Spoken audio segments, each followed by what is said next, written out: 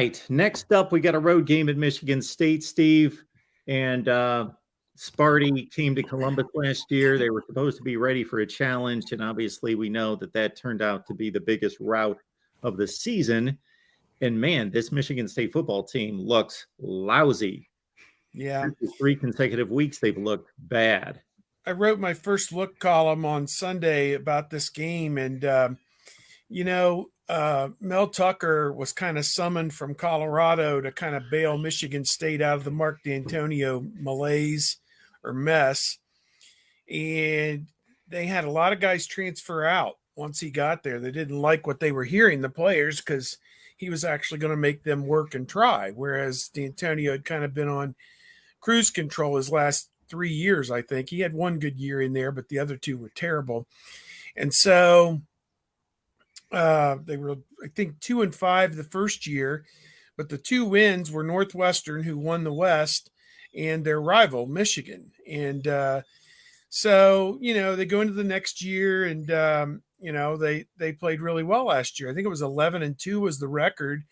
They beat the Big Ten champion, again, their rival, Michigan, and the ACC champion, Pittsburgh, in the Peach Bowl.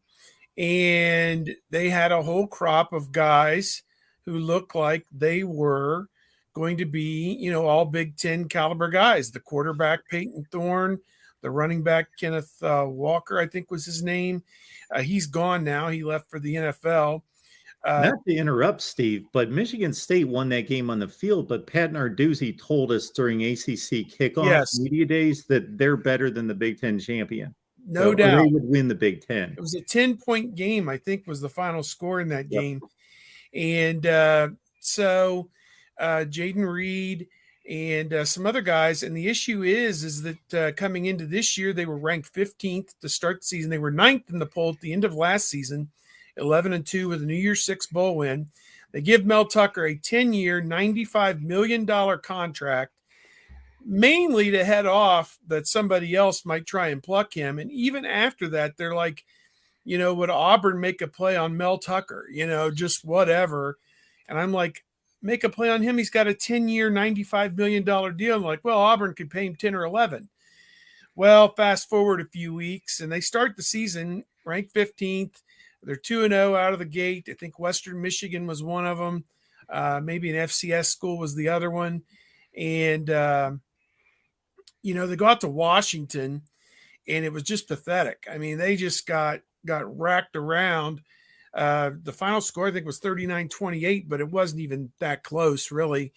And what we've seen in the last 3 weeks, they've since gone on, lost at home to Minnesota 34-7.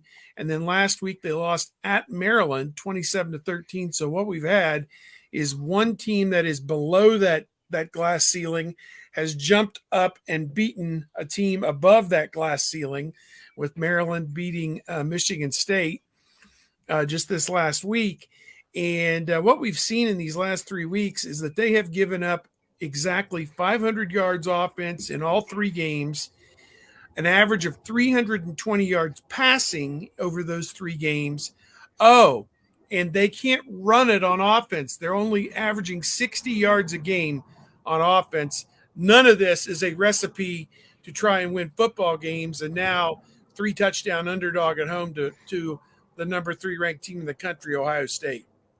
Yeah, my tail of the tape will be coming out over at Buckeye Huddle in 30 minutes, which is my deep dive into the next opponent. Be sure to check it out there at Buckeye Huddle. But just some things as I'm kind of scanning through my notes that I used to write this. Peyton Thorne, I think, has taken a pretty big step back right now in terms of what he's been doing as a quarterback. He's thrown 8 touchdowns, but 6 interceptions. You really don't want to have that type of ratio there. I mean, losing Kenneth Walker III, I mean, they get him through the portal. He has a tremendous year. I mean, didn't play well against Ohio State, but none of them did for that team. They go out and they get Jalen Berger from Wisconsin. They get Jarek Broussard from Colorado, I believe. Berger has been the more effective runner, but even with that, I mean, he's 59 attempts, 301 yards, 4 touchdowns. I mean, we're looking at, Berger about 5.1 yards per carry, Broussard 4.7. defensively, they lose one of their starting linebackers right after the Western Michigan game or during the Western Michigan game. It looks like Xavier Henderson, probably the only bright spot in their secondary. Certainly sounds like he's going to be out, maybe lost for the season. There's just a lot of issues with this Michigan State team. Strange stuff does happen. I get it. I mean, I certainly have seen plenty of upsets along the way. Just ask Texas A&M when it came to playing App State. But I think App State could probably beat this Michigan State team, if we're being quite honest with ourselves. This is not going to be one of Mel Tucker's better teams, and I don't care if this game's in East Lansing. About the only thing that would really concern me is if this game was about 7 weeks from now and there was the potential of inclement weather. It does not appear to be the case for East Lansing this weekend. I'm just running through some Michigan State Big Ten stats while you guys are talking, and quick math is not my specialty, but it looks like Michigan State's defense has faced, let's say, 145 plays, so basically 72 plays a game.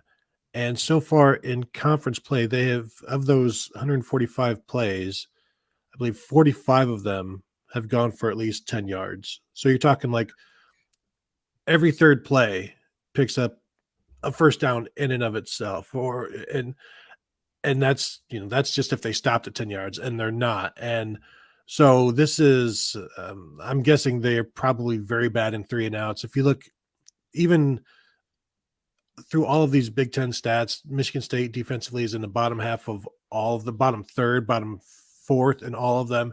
Offensively, they're in the bottom third of everything except for like passing yards, and that's just because they're down by 1 million, so they have to throw the ball as much as they can. It's really just a mess right now, and I think we're learning that Kenneth Walker III should have been the Heisman winner, should have gotten most of Mel Tucker's contract, and is perhaps the best player since maybe Vince Young in terms of what he did for a program. So this is not good. But the good thing is they've got a lot invested in Mel Tucker, so they're going to have to see this through. Well, yeah, there were people who were saying that that as my dog takes off barking at somebody. There were people saying that Kenneth Walker should have gotten the $95 million contract as opposed to Mel Tucker. And maybe one day he'll have that. I don't know. Injuries have been a terrible problem for them. I think they have a linebacker, Darius Snow, who is out for the season. Defensive back, Xavier Henderson, not sure if he's played at all this year, but he's out, quote, indefinitely. They missed 3 starting defensive linemen last week against Maryland. So, people are like, worst contract ever written and so on and so forth, but I don't see it that way.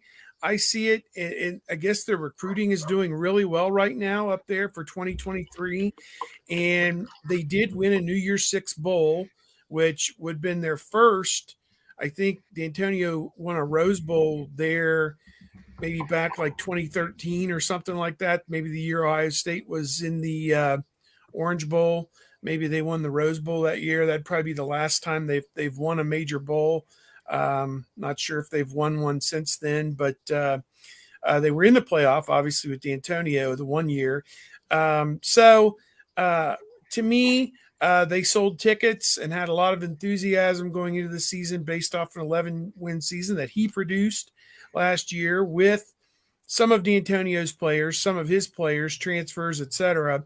And just the last thing is, I covered Mel Tucker, a million years ago, 2001 to 2004 at Ohio State. Very intense guy. Back then, he was considered one of the bright young minds in football. He's moved up, coached at the NFL level, coached at Alabama, been everywhere. He's been everywhere, man. He's kind of like that song. But, he's paid his dues. He's going to do well at Michigan State. I mean, he's already got 2 wins over Michigan. I don't know what these people want or expect, but, it takes time, and nobody would be where they are with the number of injuries that they've had on their defense right now. And I think that was borne out when they went out and tried to play with Washington. They just got abused that game. So in Minnesota, same thing. So, I don't know what the line is on this game. I thought it was like 22.5, something like No, that. 26 and a Oh, half. it's gone way I up. saw it as high as 27 yesterday. I looked this morning before Wow. the show, and it was like 26 and a half, over under of 64. I think Kevin and I were there one year, maybe 2008, when the Detroit Tigers were in the playoffs. And Anthony Gonzalez, maybe it was the year before, I don't know, maybe it was 2006, caught a touchdown right before halftime. I think that made it like 31-7 or 38-7, maybe. I don't know. Tressel really did a number on his one of his best friends, D'Antonio, and those people stood up from their seats, and the Tigers game was getting ready to start. And those people headed off to the warm, dark bar where they could watch the Tigers in the playoffs. And that stadium, other than maybe the 8 or 10,000 Ohio State fans, was empty at the end of that game. And I do remember that as a memory up there at Michigan State. But Ohio State hasn't lost there since 1999. And, you know, they own that place as of right now. The 1998 game, I heard on the radio that was the last time Michigan State has been an underdog like this. So, you know, whatever that means. They were a 27.5-point underdog in 1998, Michigan State was. And we know what happened in that one. And I believe just skimming here to see on Phil Steele's old pages, looks like, yeah, I don't see anything worse than that. And so I'm sure things will be totally fine. No worries there. The Buckeyes will cover just fine.